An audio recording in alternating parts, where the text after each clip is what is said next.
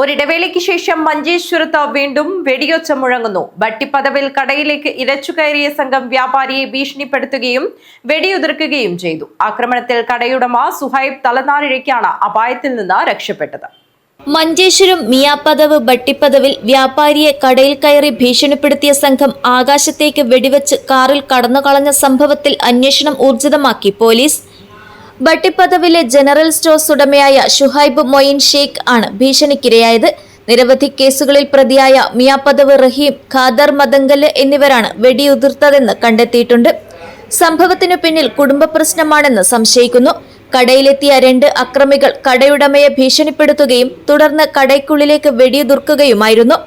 ഈ അപ്രതീക്ഷിത ആക്രമണത്തിൽ കടയുടമ ഷുഹൈബ് തലനാരിഴയ്ക്കാണ് രക്ഷപ്പെട്ടത്. വിവരമറിഞ്ഞെത്തിയ മഞ്ചേശ്വരം പോലീസ് വിശദമായ പരിശോധന നടത്തുകയും പ്രതികളെക്കുറിച്ചുള്ള വിവരങ്ങൾ ശേഖരിക്കുകയും ചെയ്തു. ലഭിച്ച പ്രാഥമിക വിവരപ്രകാരം പ്രതികളിൽ ഒരാൾ നിരവധി ക്രിമിനൽ കേസുകളിൽ പ്രതിയും കാപ്പ ചുമത്തപ്പെട്ട വ്യക്തിയുമാണ്. പ്രതികളെ കണ്ടെത്താനായി പോലീസ് അന്വേഷണം കർണാടകയിലേക്കും വ്യാപിപ്പിച്ചു. Abdul Rahman Udyavar, news bureau, Manjeshwaram.